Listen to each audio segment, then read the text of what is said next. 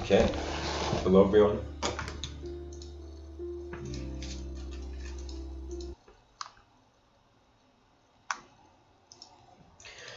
Okay, welcome to tonight's episode.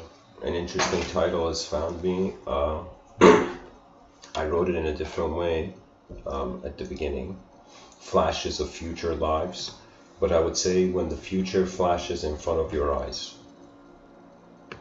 And in these episodes, in these Mr. Within talks, I've spoken about, hopefully my voice is clear. Yeah. I have spoken about the nature of consciousness as being presence and personality simultaneously. What I mean by that is we're an object, and this object has noticed itself somehow through some gradual evolution.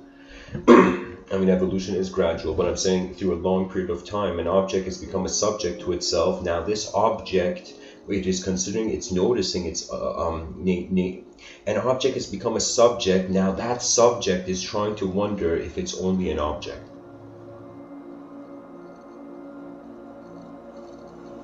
And so how we subjectify objects is we put them in space and time.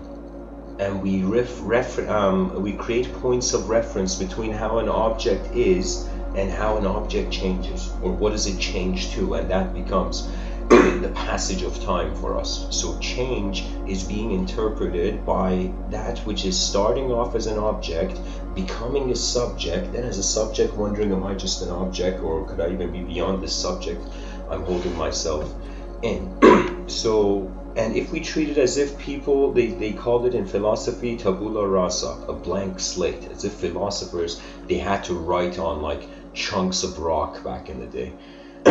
You know, it would take them like 6 hours to carve their like initials on a rock or something.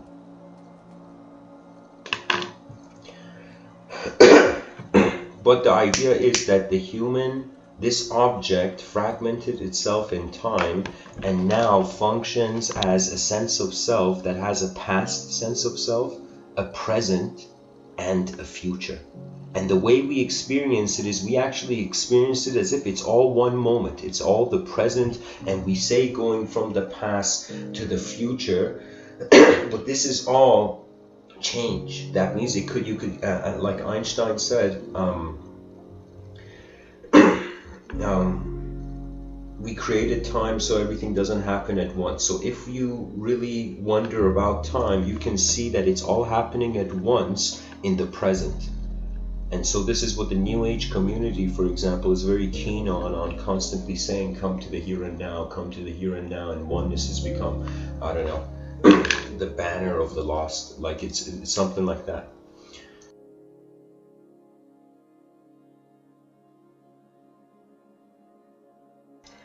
In some episodes, remember in 2014, I touched upon it, on the concept of the future self.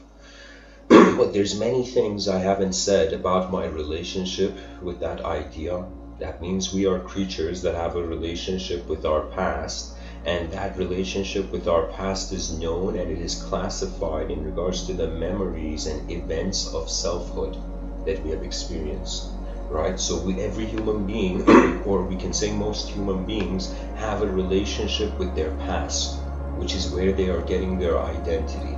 That means when a person becomes emotional, it's like if you could kind of get a third-person view of your own self, you'll notice you're comparing who you are in the moment to who you were and how all of this feels to you as it's heading into the future.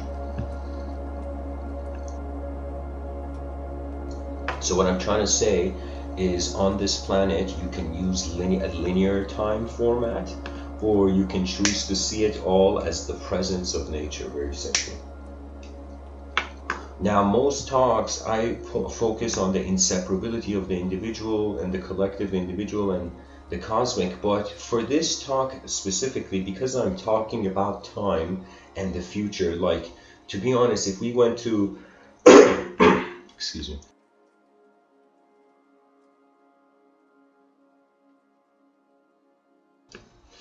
if we went to a yogi and we asked them about the future, the yogi would probably laugh, if the yogi is a true yogi. Because the presence of a universal event doesn't have time. You know, the universe to us is contained through time in the notion of space. But to itself, it is not time or space. Time and space are like stickers. They're language of the temporary. I don't want to say it, but poetry commands me to, that there is eternal languages, but they're not languages of communication. They're languages of reception. They're ways where the person is not expressing, is receiving, right? So if you want to receive this universe, I wrote a book on this called The Ancient Listeners, where I said listening was a liberative technique. It's much more easier to listen your way to non-duality than speak your way into non-duality.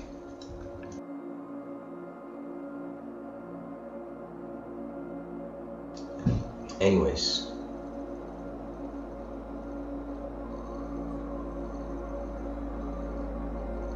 what I'm trying to get to is there's a format of time, a universe where we can see it in time, and a universe where we can see it without time. In this episode, I'm focusing on time, and I'm going to share some experiences I've had with what I would consider the amplification of my memories.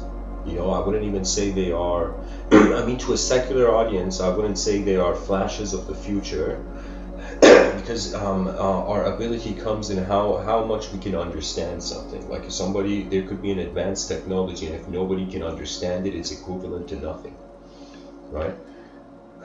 So I would say I have heard stories of past lives, and I will say later on I have family members who have experiences of their past lives.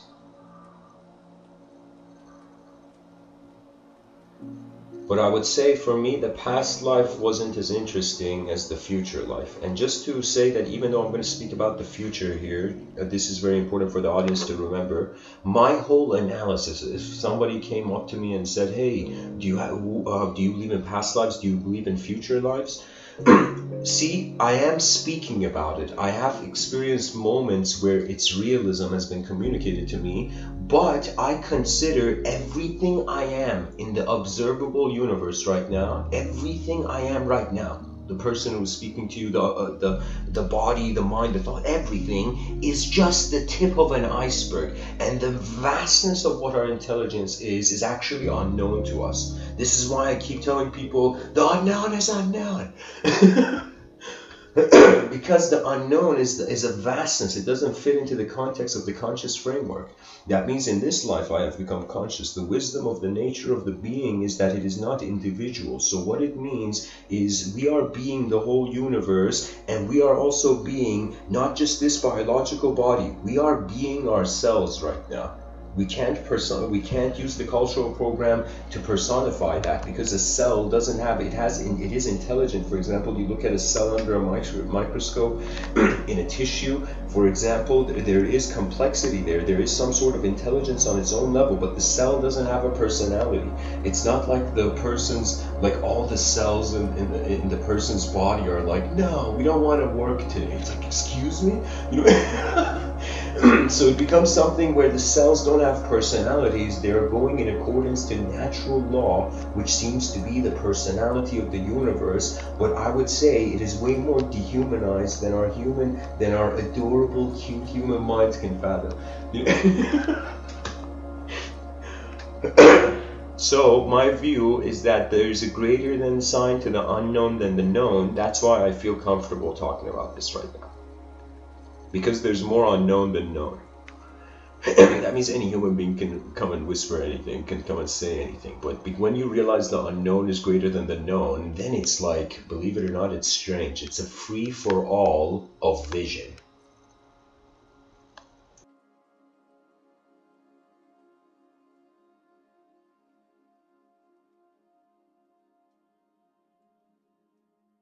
So, just to have it said, so keep in mind, guys, this is not like in the talk, you may feel, I'm pretty sure some people are going to be like, I smell an ego here.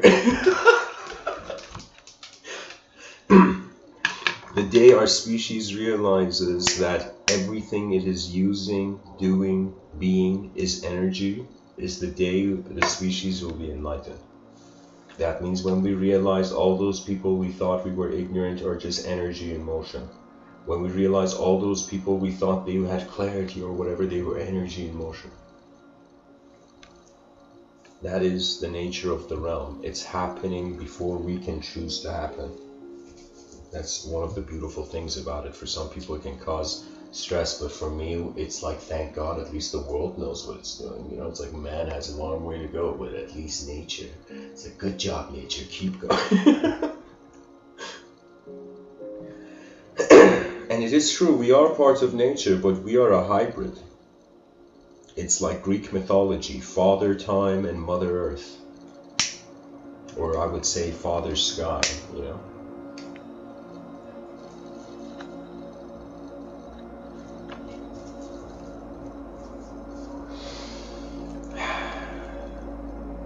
So now to get into the future self.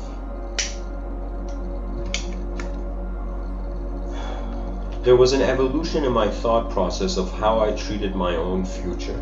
From a time before 2011 that I couldn't discriminate between the language threshold. I hadn't snapped out of the linguistic simulation. That means up until 2011 as a human being, I hadn't realized my mind was overlaying everything I saw as truth on top of a world that is actually very unknown. Right, so I hadn't noticed my ideological overlay of a brain's generative meaning upon everything.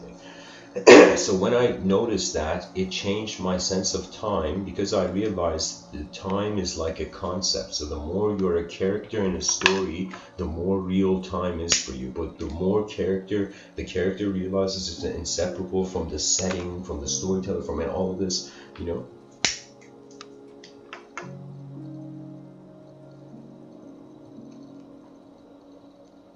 So the more you are a character in a story, the more time is solid. The less you are a character in a story, it's more like non-dual. That means you're like, oh yeah, nature's timeless. We wear watches.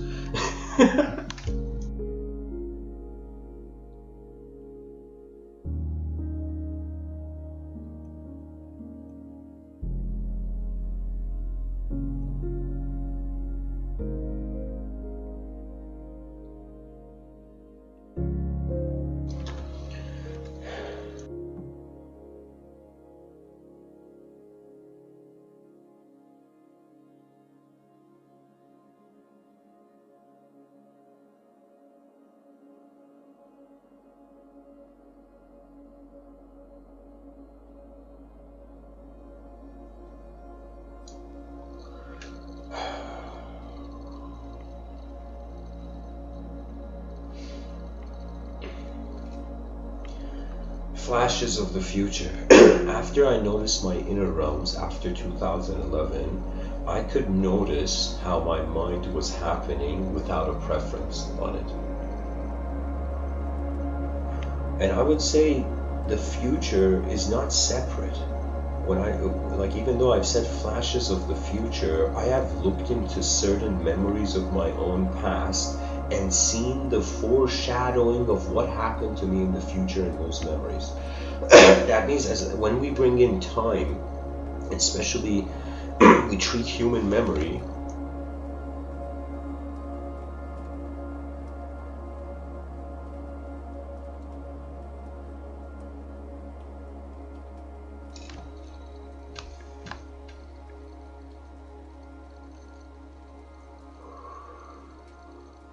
it's as if everything right now that I'm communicating that is becoming the future in this moment, when a second ago I hadn't said it, it was like the past. It's literally the present is where the past is recycled into the future.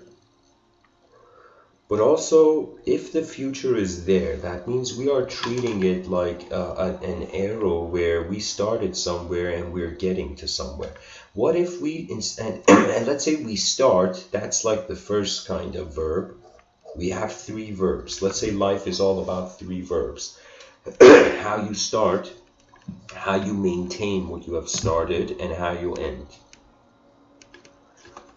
That means a person can give a good beginning to a talk, or a good middle to a talk, but then the ending could be bad, or the middle could be bad, or the beginning could be bad, you know.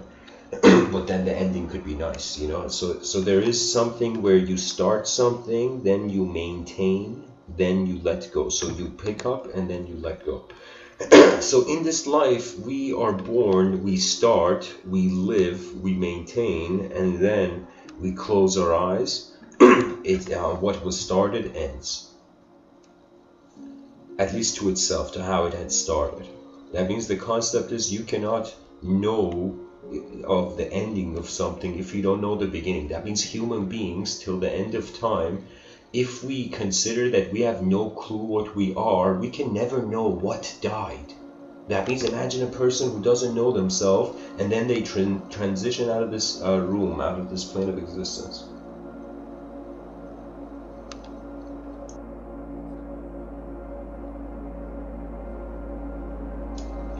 You know, I always thought about this, even to a degree where in the Abrahamic lens, all those, imagine somebody goes to heaven and the person doesn't know who they were to even know if they did something good or bad, right? It was like a mystery. It was like their intelligence, let's say, was a question mark. So how do you judge a question mark? How do you judge an unknown variable in reality?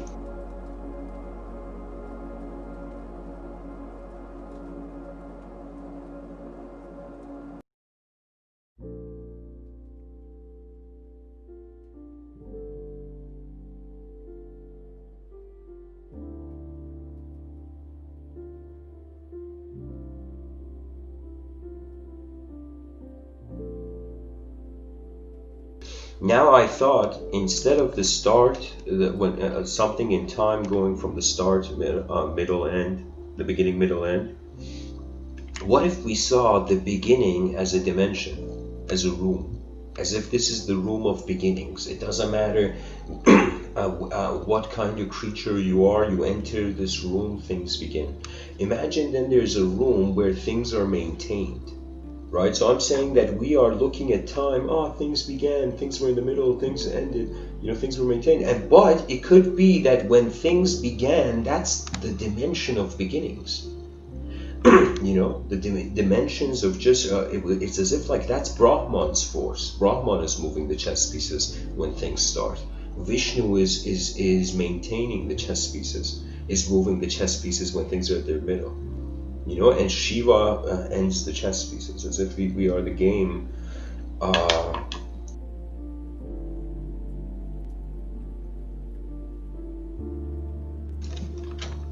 of higher minds with themselves.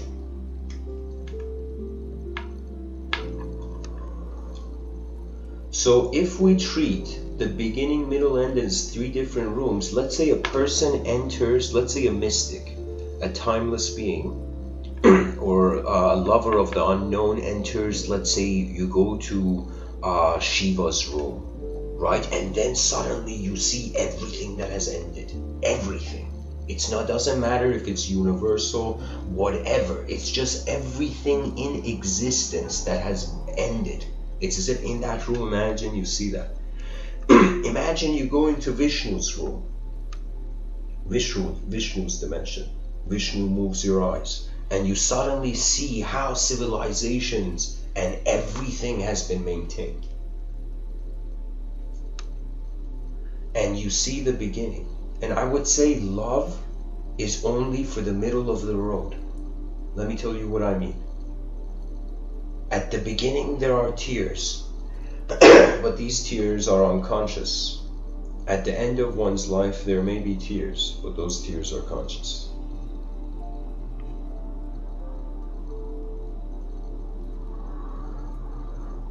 When it comes to consciousness, the universal activities are home. For me, I ask myself, what is this here? Like, seriously, what is existence doing here?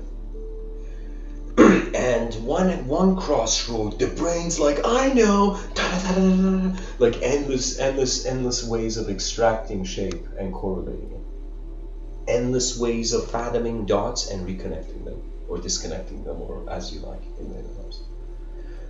But when the inner realms, as if the universe, as if the truth of as if the universe, all that is, suddenly asks a question from the body, mind, soul, and the body froze. The body had no clue, couldn't even hear the question. The mind heard the question, but it was too obsessive to answer it. That means the mind heard the question, didn't get it. It was only the soul that understood the question. That means it is not through known eyes that we fully comprehend the nature of this realm. It is through our unknown eyes, and everybody has unknown eyes. We have a known self and an unknown self, and guess what? In accordance to each, there is an unknown realm and a known realm. And so that's really what we can pilot through in this time. You know, when I say piloting your attention as a human being here, that is really it. And so you can say relationships of the known self are treated as the past. Relationships with the unknown are treated as the future. There has been times where I have gotten a deja vu, but I wouldn't call it a deja vu, a moment where I felt I was looking at this moment before it was a memory. What that means is, imagine I say I do something, right now I drop the pen on the table, that became a memory. It's like before I drop the pen, as if getting a feeling, I've already know this memory. I've already created a memory like this before. I'm telling you, there is, when I was in Rishikesh, India, there was a man, we called him Guruji. And I have no clue why we called him that Guruji. He was just in the ashram, he was a teacher in the ashram, Nikatan ashram in Rishikesh, India. And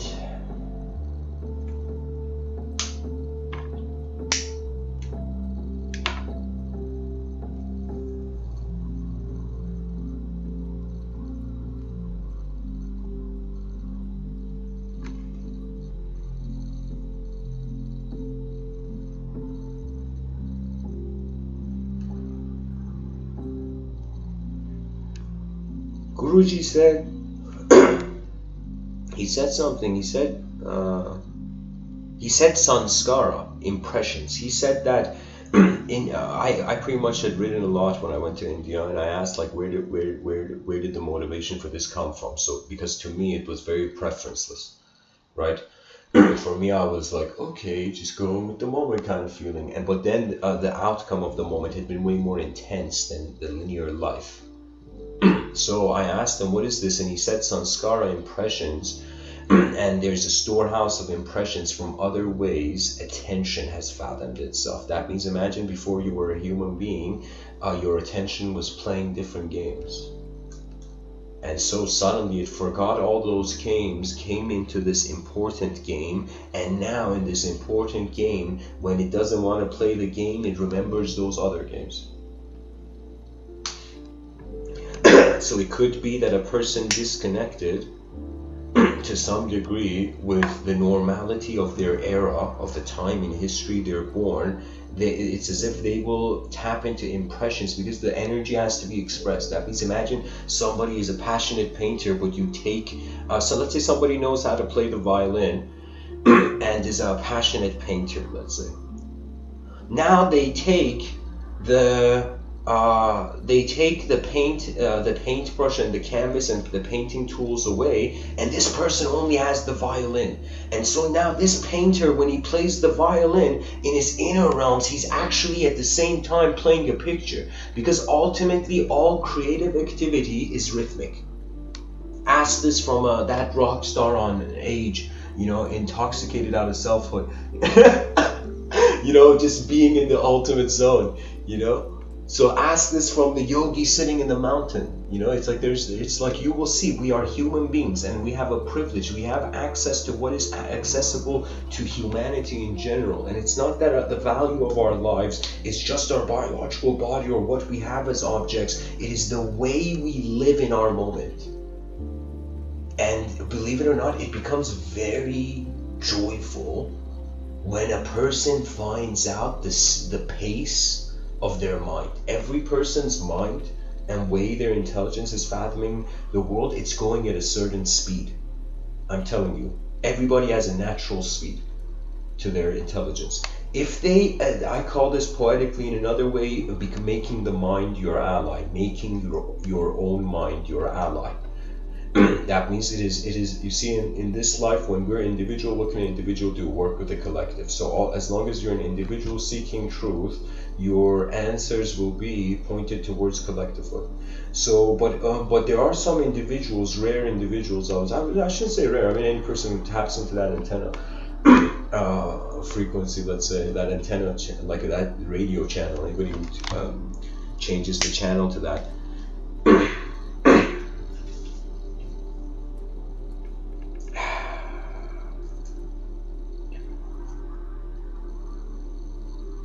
It's like, what does the attention do after it has become the ultimate God to itself?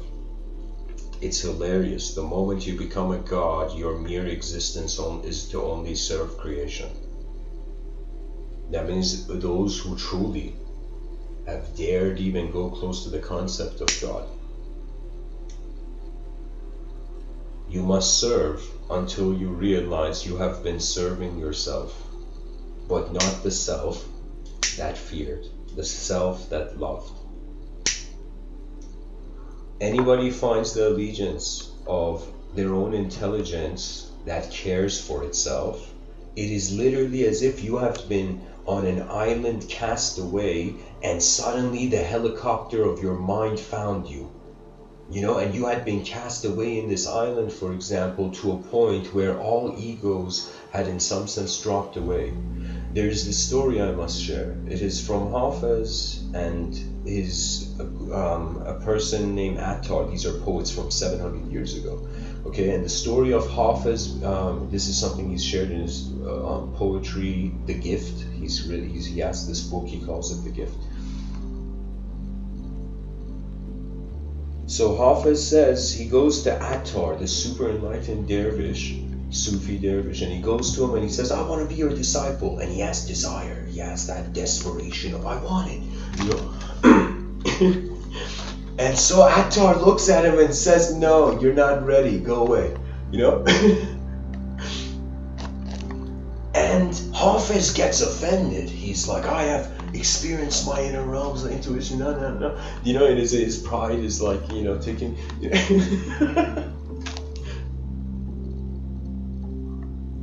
And what happens is Hafez gets offended by this. And he goes into the desert, and I don't know, it's just written in this book, he did that. He goes into the desert, he draws a circle. He sits in the circle, and he decides to not leave this circle until all his desires are gone. And he stays there, I think it was like for 40 days, just in some sort of sitting samadhi in a circle in the desert or something, you know.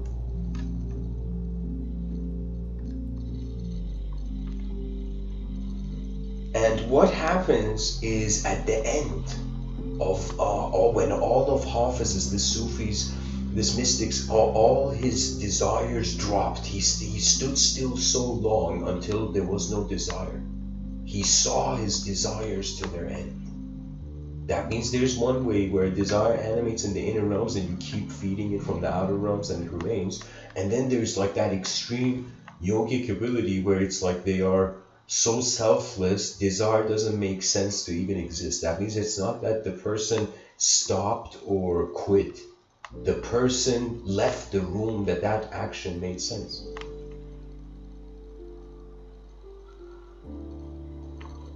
So Hafez, he's there so long that all his desires have melted away, and then an angel appears. Hafez is writing this in his poetry. He says, an angel appears to me, and the angel says, Hafez, Heaven has been watching you, and you have been so desireless that heaven will give you anything. Just ask. And Hafez is silent. That means an angel appeared. And the angel asked them, said heaven will give you anything. And Hafez remained silent. And then the angel leaves. And it's just presence. And he gets up from the circle. And he walks to Attar, the person he wanted to become a disciple. Attar sees him and says, now you're ready. That means now you have seen more than your inner game. Now you can breathe among the world without ideological containment or obsessive ideological containment. Language, of course, is a technology. How we use it suggests it's like a knife. You can use a knife to cut fruit, or you can use a knife to hurt people. It's a technology. It doesn't have a mind of its own, just like word, ink on a paper as well. It doesn't have a mind of its own. We are the mind in the room. We are the living. We are the attention in existence right now.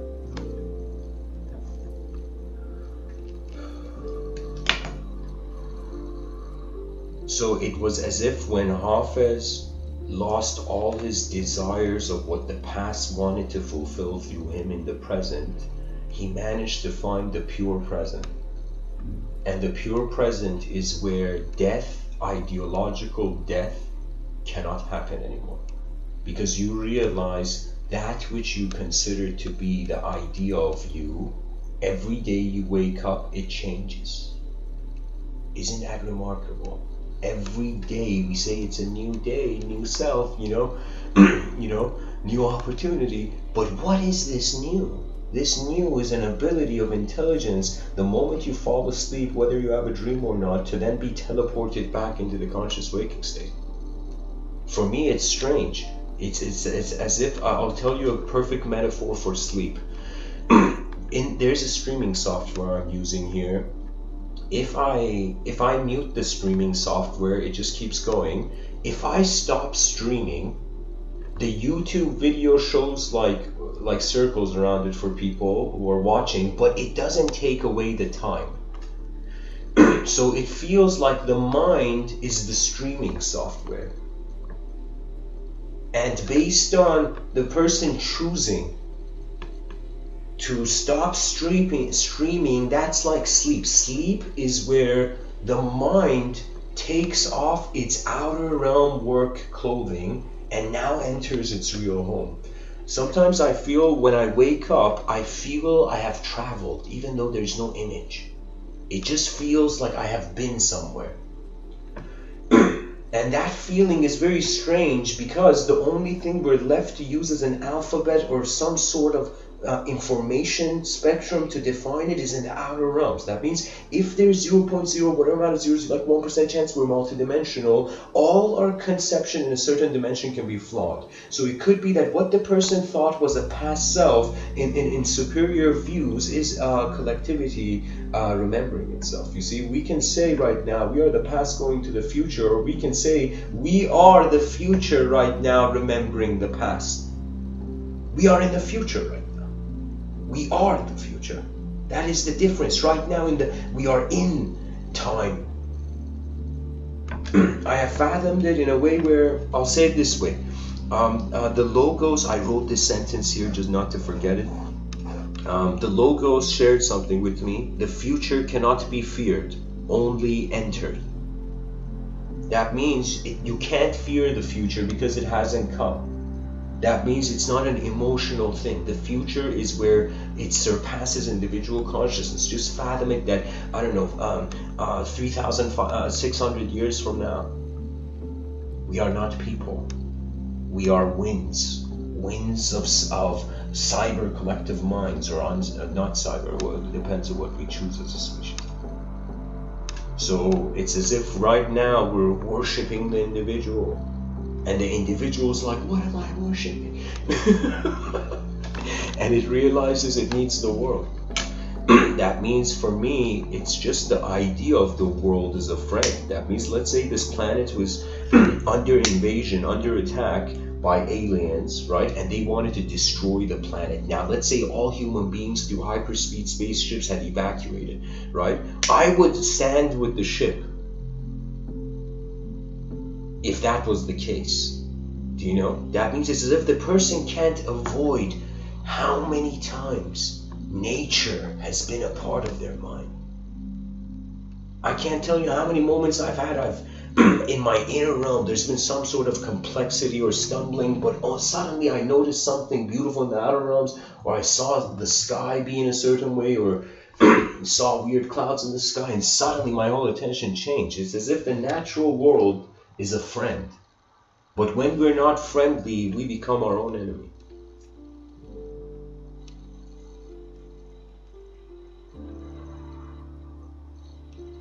And I'll tell you, this is the hilarious nature of reality.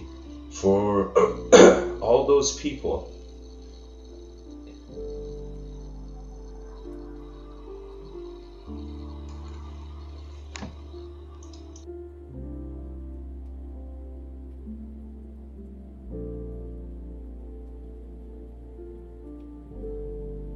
for example, vocally cursing, they don't realize anything a human being says, their ears hear it too. That means that's the thing about magic, where I would say in an arcane sense, which was misunderstood, any magic you use happens to yourself. So if the person uses manipulation, that manipulation will echo in their psychology. They're going to feel as a slave to higher dimensions, right?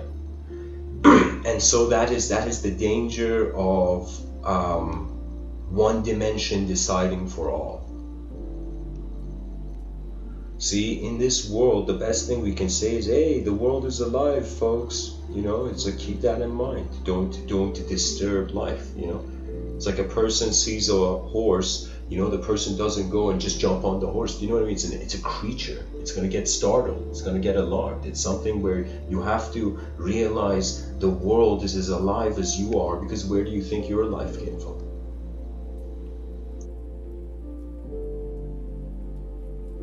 That means the earth is so smart, it led to creaturehood. This is too specific of a geometry, our biological existence. And of course we can explain how we look like this, but we can't explain why this design is. See, that's the mystery of being. And philosophers stay honest to this, but I would say continental philosophers stay truly honest to this, but analytical philosophers don't. Analytical philosophers are acting as subjective gods. That means any person who feels that something can be 100% understood either hasn't realized where they are, or has a box on their head and they have found the box, the truth of the box, but not the truth of what's beyond it. I would say I have had experiences, inner events, which included I would say in one angle I would call it the invisible other beyond the veil, and from another angle I would say the self that I forgot but remembered. So you see, a person, it's like, who do you think can guard you better than yourself? Then all the angels in the realm begin laughing. Why? Because man realized who he was. We are the masterpiece of creation. Whatever the story you give it, whatever the circumstance, the future is our trophy if we can get there. That means you might not believe it, all of human civilization is like a marathon where human brains are just opening their eyes, getting overwhelmed by this vastness, meaninglessness, unknown, and then in those who react to emptiness, who are afraid of emptiness, they quickly run into language. They quickly run in and hide into some robotic life. But those who can stare at the emptiness are those who can also see how it can be full. There's no other way. That means it's as if it's like they ask, how can you love someone? Somebody raised their hand. It's like, I know, you gotta hate him first. And why would you hate? Because that which you cared for didn't arise. So that means there has to be love before there is hate. So if someone hates you, there's love there. But it could be blindness as well.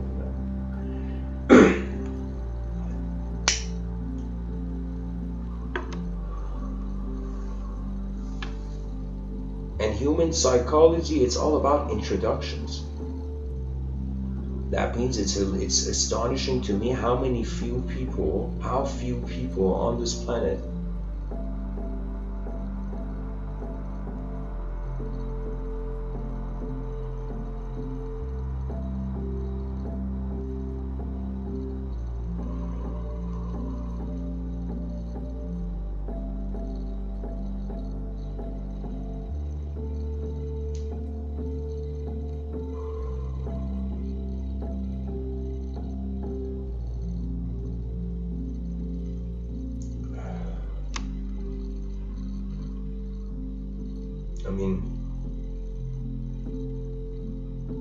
I guess what I wanted to say, I can say it in so many human beings live to themselves only. But when you want to live for others, you gotta see where everything is.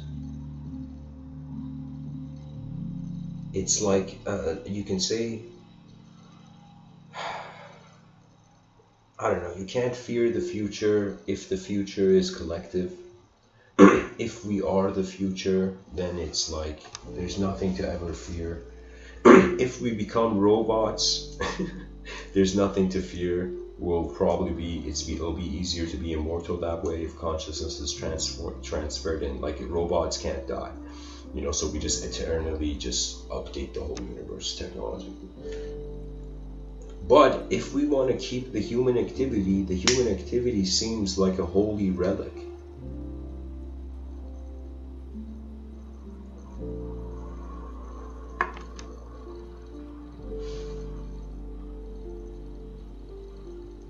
I think it was 2013.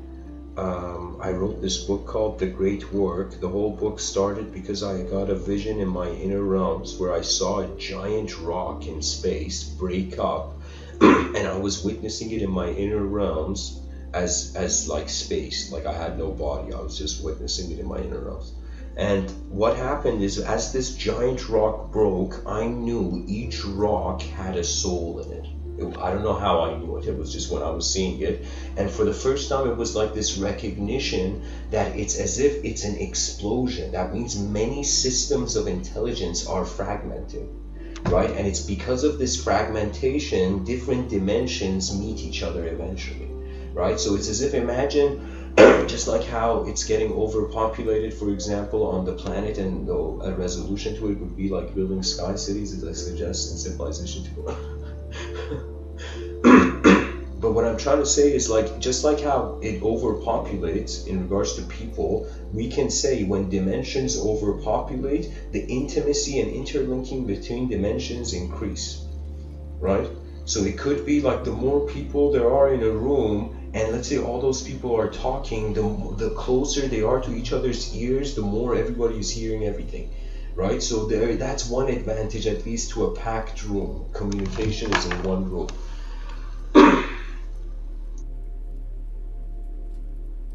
So imagine dimensions getting crowded in an elevator,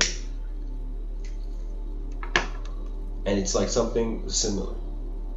As dimensions get crowded, let's call it crowded dimensions. Why not? I can coin it, crowded dimensions. When dimensions gather around and the overall dimension holding them is not enough, they break.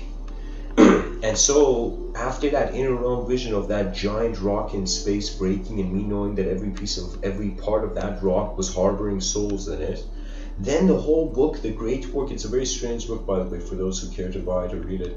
It's a very strange book. I don't think I doubt anybody can understand that book. Like the way I've written it, I think it's only for my own eyes. But I don't know, my intuition made it felt, at the time I felt it's something maybe the eyes of the world should also see. It's pretty much, I've written a book for myself and I've just put it online. But in that book I explain various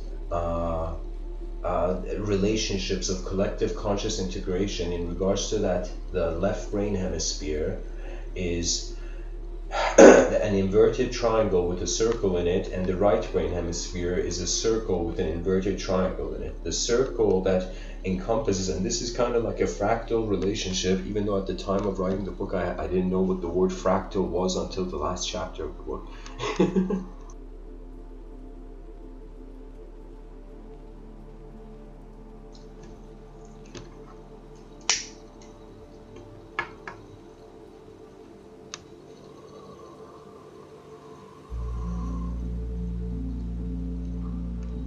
The idea is that this fractal representation, I was pretty much in the book saying that you use these geometric shapes to correlate to different rhythms of your own intelligence, to different hemispheres of the brain. Then when you visualize these shapes going through one another fractally like a tunnel, as if another dimension is being added, a third dimension, kind of making a 2D representation into suddenly a 3D reality. So it was as if the whole book was trying to say that once you do this in your inner realms, to some degree, you reach a certain point where you notice inseparability. So the book was pretty much using a geometrical relationship to explain universal, or I shouldn't even call it universal, the inseparability of me, others, and all that is. Those were the 3 points of the inverted triangle.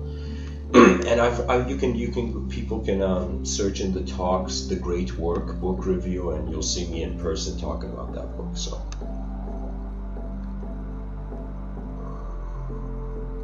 but anyways, my idea is that the future is, it's very hard to declare, but I would say it's an absolutism, because we're gonna get bored with our specificity. It's as if like, okay, we're like, right now it's early, but let's say we had existed for eons of just biological human beings, and we had, excuse my language, we had sex all over the universe, And so it's like endless human beings everywhere, all planets repopulated, and just endless human beings everywhere. It's like, for how long? It's like okay, it's like a trillion years of humanhood have passed. Now what's the next phase, right? So eventually the attention will come. I'm telling you, the thing about immortality can get boring, but eternity never. Because eternity doesn't have time, so it's not bound to a storyline or a timeline or a bunch of timelines creating a time plane. That means some people feel they're just they have past lives and future lives. It's like, okay, if you at least want to talk about past and future lives, so then make it really multidimensional. That means each past life has a parallel life to it. That means it's as if we have endless parallel lives and past lives and parallel potentials of those lives, right? Sometimes I feel is the soul's journey it's like tunneling, like veins, like an anthill. Are we like tunneling the void with existence as energy, as some unknown energy?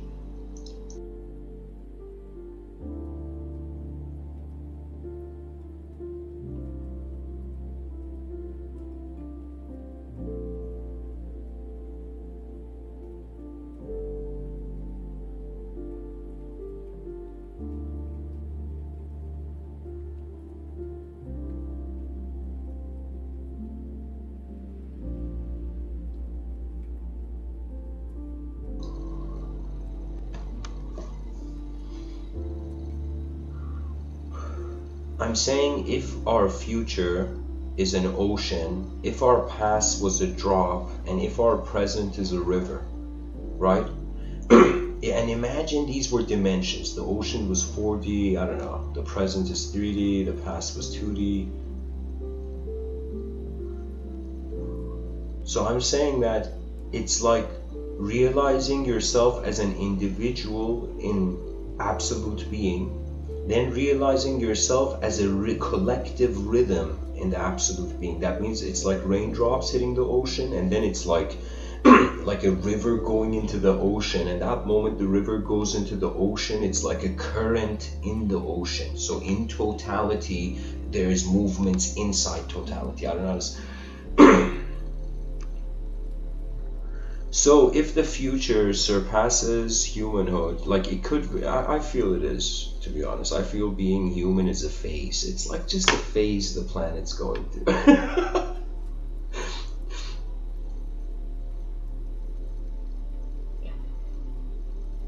But the reason it can't be feared is because if it's fourth dimensional, first the 3D can't fathom it, or the 2D.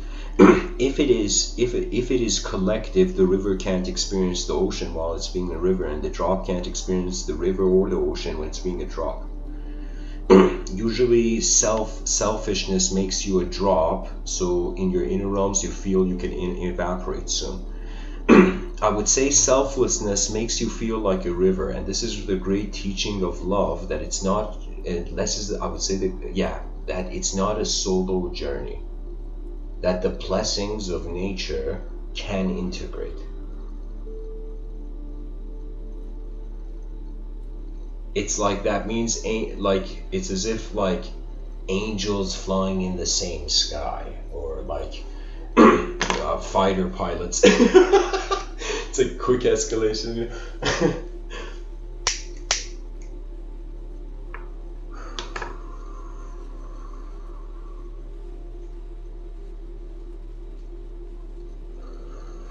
You know, I can imagine a person, like imagine there's a kid named, like their name starts with V, and then this kid's like, why do I have this name? Suddenly they look in the sky and they see the geese have made a V shape. Imagine coincidentally. That's the thing. It's like everything you have in your life or in your moment as a conscious being, these are the gifts of the realm. They are just reflections of your nature. That's what I feel the mystics understood, that being is a reflection of doing. Doing is a reflection of how you're being, right? And so it's like when somebody says, how are you doing, you know, it's like the person is looking at how they're being actually, you know.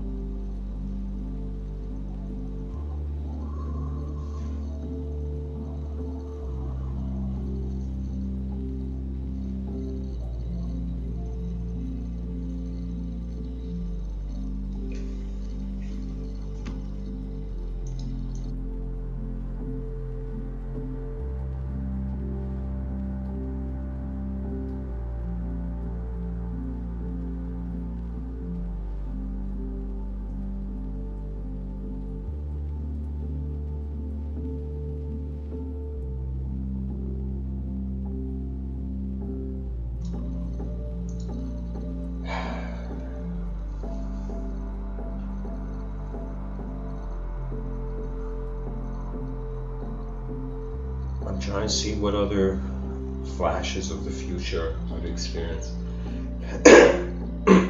Sometimes in these talks, I wouldn't say they are flashes. They are like geometrical, like it's like the opposite of.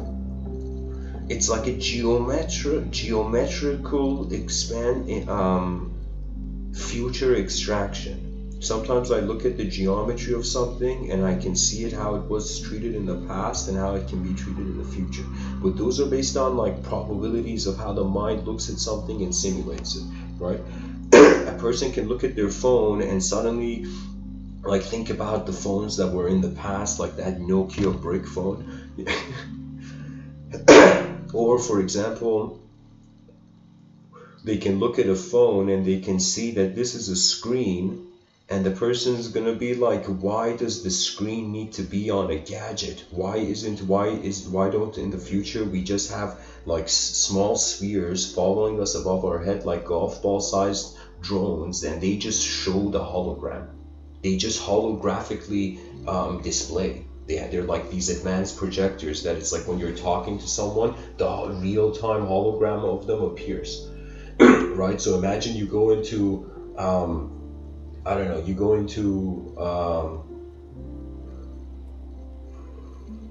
let's say like you're I don't know, future, I don't know, 300 years from now, a future working man. You come home and you see like your wife is sitting at home and all her friends in hologram form are there.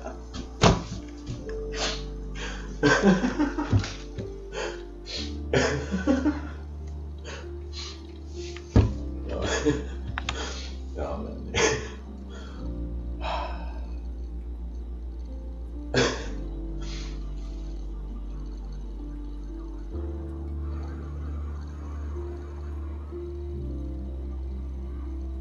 It's like a hologram brunch or something.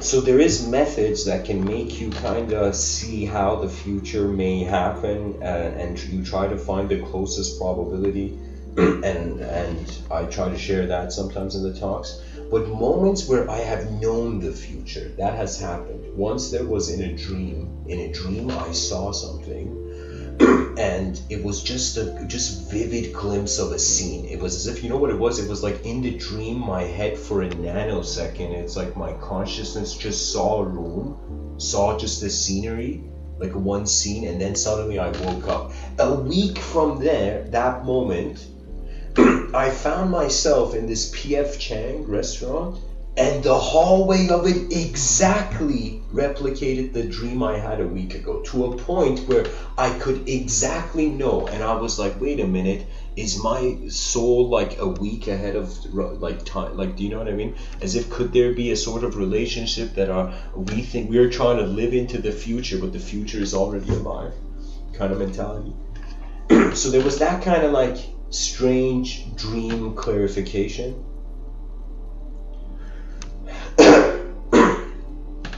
That was a sort of flash of the future that I was unconscious of, but only until it came to the moment in the future I became conscious it was a flash of the future. That means we could be seeing so many things right now that could be glimpses of the future, but we can't relate it to our conscious identity, so it means nothing.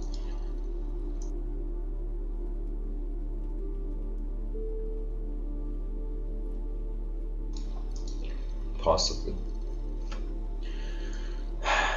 There has been where I have felt the future is, I say in these talks, the future is alive. I experienced once a moment where I felt a sort of presence in the room that kind of commanded my soul to be at ease. And that felt like the presence felt, not from time. That means it's very hard to tell something that the intuition of how time has moved so far can't contain is from now or from where. Like, this is the challenge of time, really. For those who are trying to time travel or whatever, what do we do with parallel possibilities of the realm? Because if time is being simulated, to really time travel is not that complex. That means time is art. So it could be that time travel, the more we look at it as if it's like painting a picture, it's like that's way more closer to us being able to get there. It's really on how we see time. Time is being treated like an object, but it's not an object.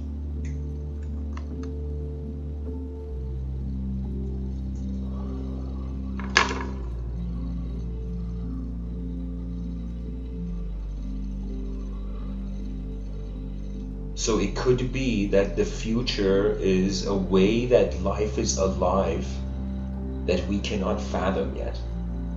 You know? Think of it this way. Imagine the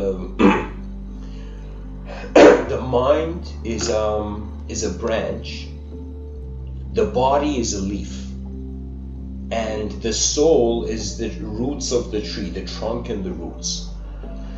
So what that means is every mind has access to multiple ways where it can look at outer realm and classify it into objects. So the mind has branched into an object in different ways. Now it's as if the unknown has branched subjects in different ways. You know, so it's as if like in a mind to one mind there is connected many bodies. To many to one, to the, how would I say, the mind's like, what can I do? Move objects. The soul's like, what can I do? Move subjects. Oh man. But we are multidimensional. I mean, that's the point. If people just, if that's all you take away from this talk, that there's the known, the beginning, known and unknown, that's the first duality. All of knowledge is filtered through that. I'm telling you, all of reasoning, all of logic, all rationality is limited to the variables that are known. If there's suddenly an unknown variable, whatever logical analysis there was would suddenly change, you know? So that's the thing that we have to learn. We have to take re-evoke wilderness into knowledge. And the only way is to create a challenge. And the challenge is 8 billion creatures on a rock in the middle of nowhere that have no clue where they are. Everybody is an explorer. There is no longer, it's like suddenly a supernova of a new ethos exploded in civilization, in the minds of people. And people were like, oh my God, there has never been good or bad or smart or stupid people. There has only been human eyes going forth. It's just how far the species sees. That means it doesn't matter. It's because we're identifying with the outer realms. The destiny of the outer realms will suggest our psychology. You can choose to become completely detached from the outer realms, but as long as your attention is here, as long as you have a biological body, to ignore the life of your body and the life of your mind just because the soul is eternal and the person doesn't need to do anything, that's like the ignorance of tools that the soul worked very hard to attain. That means it's as if people don't know the eternal work they've put in to be temporary.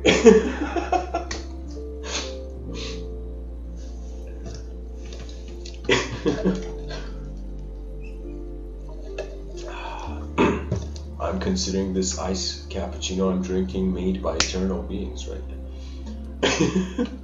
Made by eternal beings who have forgotten that they are more than the temporary. That's the thing. What duality is, it's as if two chaos and order are walking into the room at the same time. So in a dualistic realm, there's always just choosing this or that. That means if we can get out of any sort of this or that mindset in civilization and multidimensionally branch out with the recognition that every moment you can add a dimension and you can fathom a subtraction of a dimension. You know, that means what was basic arithmetic, you know, can now for the inner realms be used with image management or how your inner realms appears to you. Evocation, rituals, they are adding dimensions through taking away a dimension, through doing something that is new. The person feels like they're a new being. That's pretty much the whole thing of ritualism, you know. It's a self-initiation. That's the difference of a ritual. That means it's like those people doing rituals in the world, you can't, it's like you are impatient, so the divine, it's going to come across rude to whatever you know, the theosophical imagination pursues. I'm telling you, the most divine work is to be human. But to also be before being human. That is it.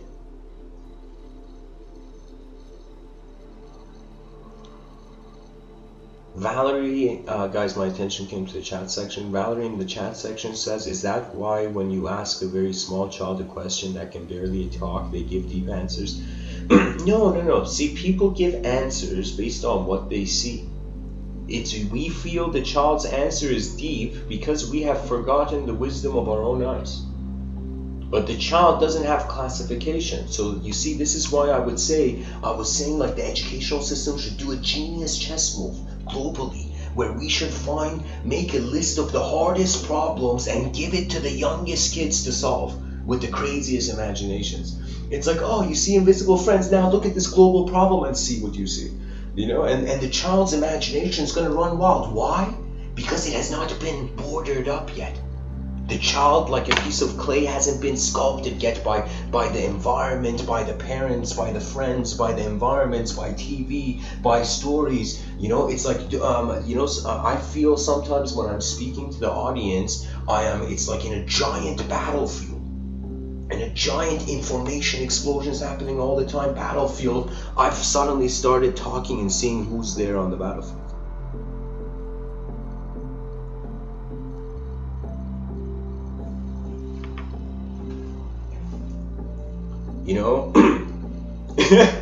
It's like, imagine extraterrestrials come down to Earth in the future, and they shake hands with our humanity's leaders or whatever, and we shake hands with the the alien leaders or whatever, right? And then suddenly we ask the aliens, do you believe in God? And the aliens just look at us and it's like, did these guys say to believe? And then the aliens ask us, what is a belief? And we're like, a belief is that this small image our brain produces is the ultimate thing for everything. The alien's gonna be like, okay guys, we shake hands too soon, see you later. They're gonna because we're worshipping ideology. We have to be playful with language. That's the biggest sign of collective enlightenment. Where language is not causing war. Like, how stupid is that? It's incredibly stupid. Like, mouth noises causing war, And when you look at the idea of war and peace, they all start from the mind. Even Lao Tzu said it. There's this quote I'm going to read for you from Taoistic Wisdom.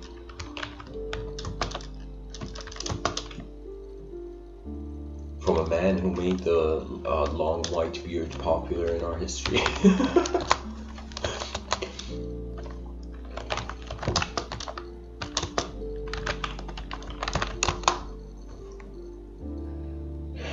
Excuse me.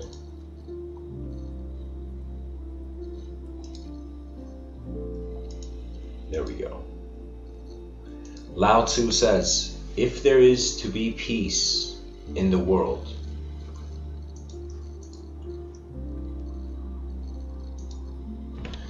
there must be peace in the nations. If there is to be peace in the nations, there must be peace in the cities. If there is to be peace in the cities, there must be peace between neighbors. If there is to be peace between neighbors, there must be peace in the home. If there is to be peace in the home, there must be peace in the heart. Right? That means the person has to be like, okay, I'm alive once. Why not be peaceful? It's like this thing happens once. It's like, the person, usually, because even of our selfishness, we want control. Isn't that strange? And to attain, it's like our selfishness is endlessly causing us to seek beyond it.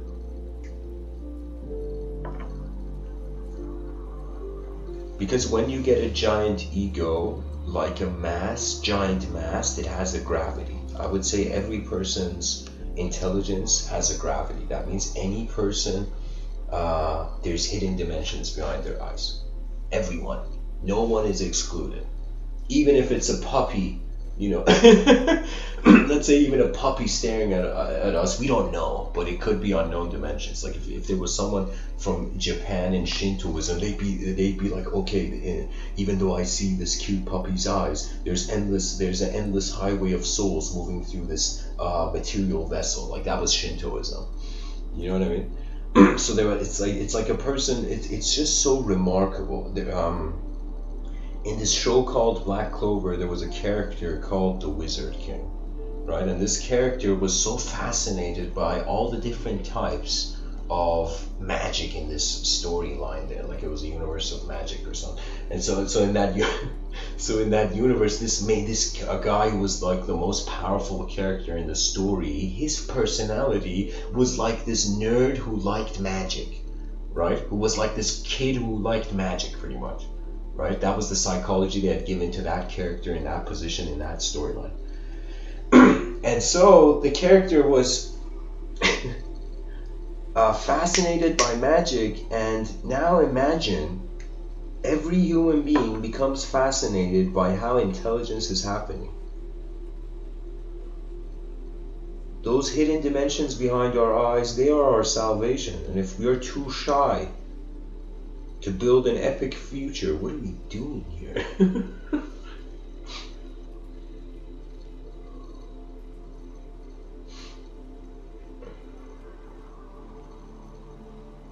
You know, it's as if one person imagined a child in the future, or I don't know, probably some child in our human history, like all the human beings that have been born so far on this planet, and will be born. Like, imagine a child goes to their parents and they're like, it's like, Mom, Dad, I know I'm gonna die, but does the world die?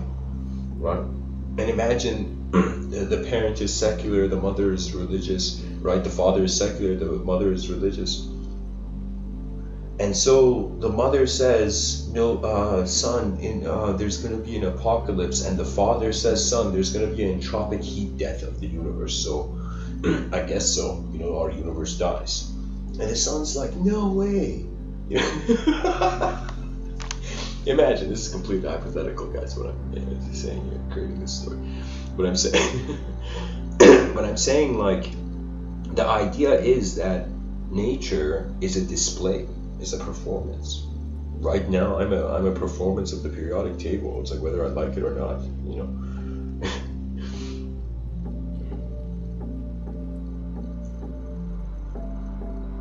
And so if we can find peace in the heart, which means our inner realms have to not only re-honor themselves, like the honor, do you know the honor of our species has been stripped away because of our ideological self? You can say because so many people because so many people are selling fish. That means because there's so many selfish mindset algorithms set loose in civilization. Right, we are missing out on collective ability. Even in this show where I was saying, where there was this character, the Wizard King, the whole idea of it was everybody had a different ability, but when they used them together, that was humanity's strength.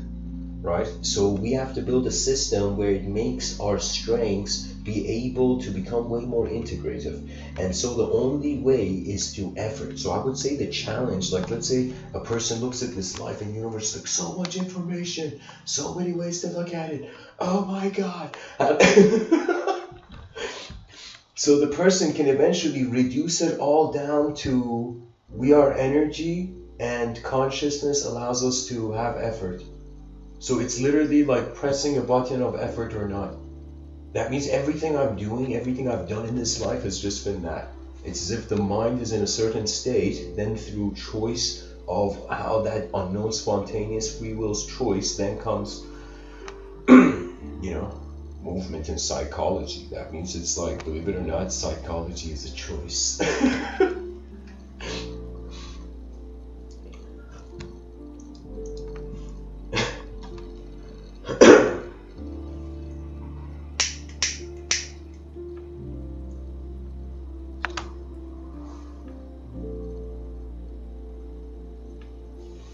I don't know what drew me about this picture I've chosen for this episode, but there was something incredible about spherical cities. Like I can't tell you how many times I've fathomed in my inner realms different types of cities from like giant boxes in like our atmosphere where inside them there's endless pods of human beings experiencing cyberspace lives and their bodies being immortalized to thousands of years. So in their cyberspace life they're going to experience billions of years. You know what I mean? But in reality, they're going to be thousands of years in a pod of where the liquid in the pod keeps them being immortal. That would be like a preface before like the immortal technology we saw in Elysium in that movie, right? Where it was like some sort of instant wave or something.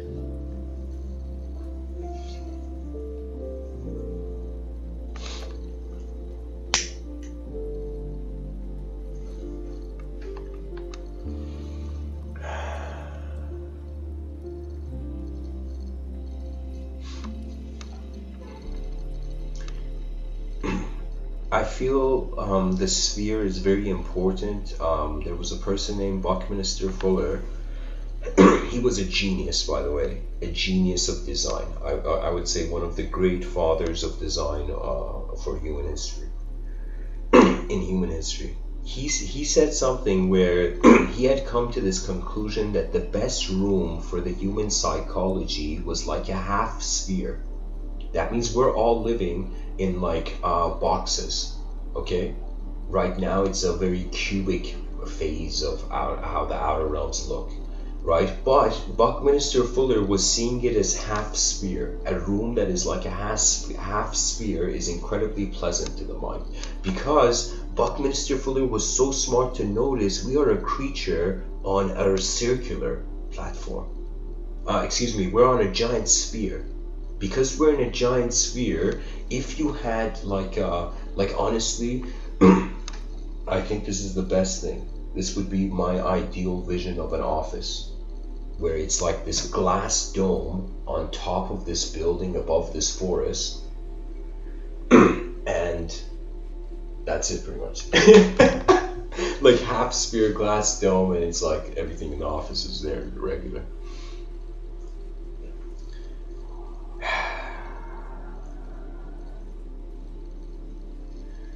I have had moments where I have felt my future self has come expressed through me. I have felt that I have experienced moments where I haven't per se biologically felt timeless, but I have felt something moving that is timeless. So a timeless, invisible rhythm, I've noticed something like that. And when it comes to the brain,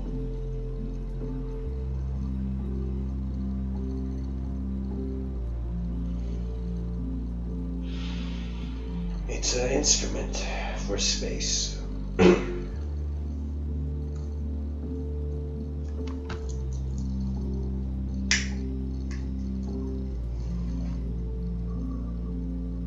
In shamanism, for example, the shaman would get a bowl or something and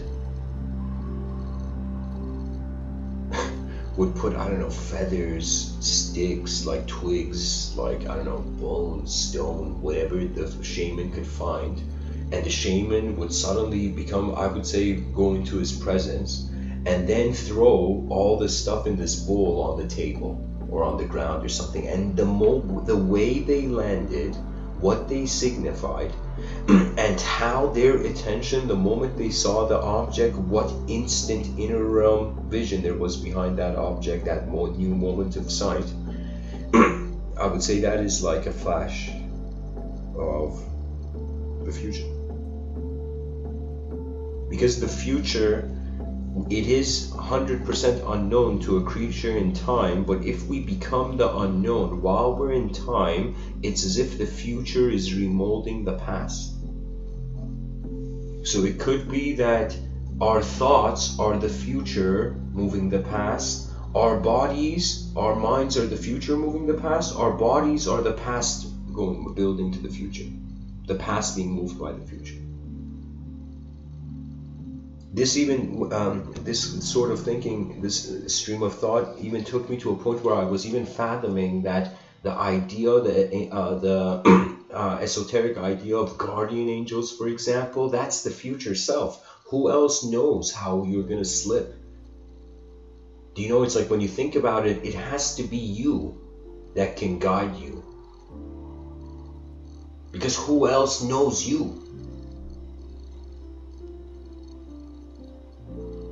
So it's like the river, the person feels like a drop, and they suddenly they experience a moment like it's a river, and they're like, oh my god, the angels, you know, and then and then imagine the person goes way more yogic, way more mystical than that, and then they experience the angels becoming the ocean.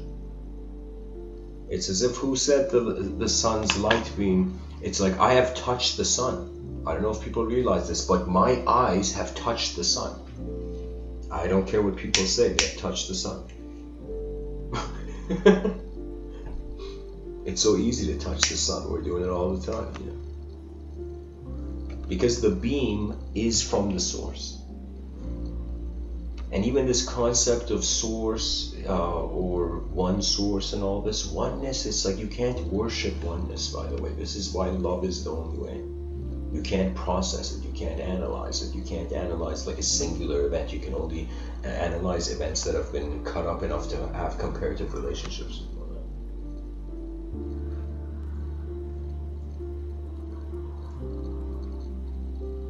So I feel as we study our attention, we may suddenly find the mind is so advanced that even if it's not the future, the mind has generated not just probabilities of how life is now, but maybe in the subconscious and the unconscious, how life will be.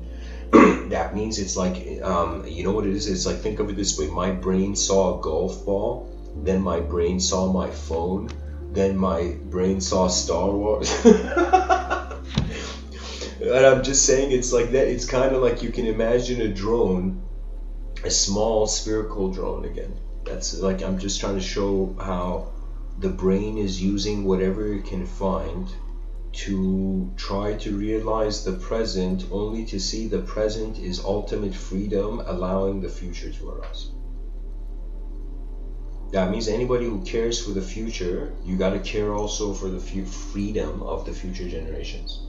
And their freedom depends on how foolish we were today. That's honestly it, you know. If we give in to desire, the future generations are going to be like, you a-holes. You know why? We're like, sorry guys, it's just like our desires were too good, you know. But if we can live in a way where the future generations open their eyes and they're like, all right, old timers, hang in there. And then they, do you know what I mean? Like that's the backup system. That's like an algorithm, an evolved collective algorithm. You know, it's like all I want to see is just set into place a backup system for human civilization to endlessly pursue its unknown advancement. That means it's advancement towards the unknown. That means knowledge worship, language worship, image worship, whatever kind of way your attention is like rubbing itself to the soil of this earth.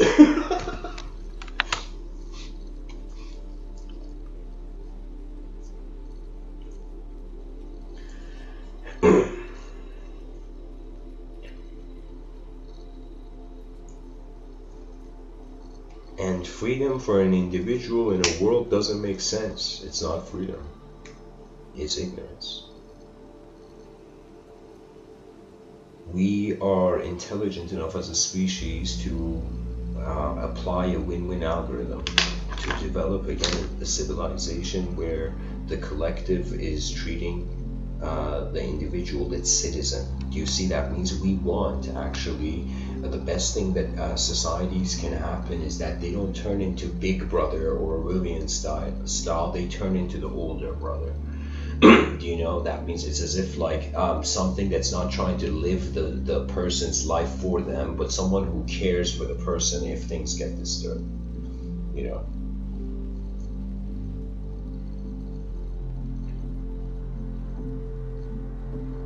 That means a backup system, but a wise one.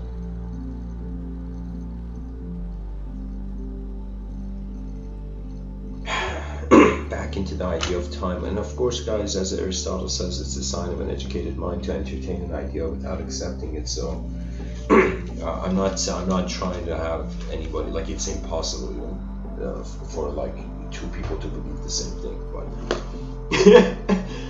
but anyways, I'm saying your eyes are the greatest journey you will ever know.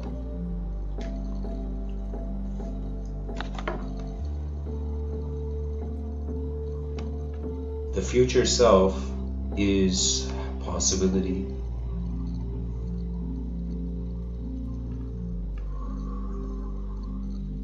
It is the gift of maybe going through impossible moments, enduring.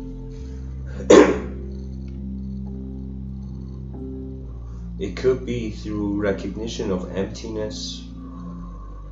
That means it was like Shakespeare had this quote. He said, some people are born great, some people achieve greatness, some people have greatness thrust upon them. I thought, what if the mystical mindset or the yogi went to a point where he was pure selfless being? Then it's like what the world needs emanates through you. So it's like after you're done with your own desires, you then experience the desires of your planet. And then once you're done with those desires, there is no time to break it anymore. That means there is no error anymore. No illusion. That means the illusion had to be there somehow. So truth is right there. And illusion is just like the shadow of truth, you know?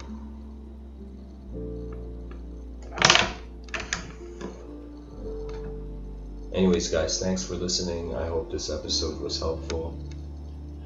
And it may be a good idea for people to wonder about their future, but how much of it has to do with nature, how the world happens, and how much of it has to do with them happening to the world, right?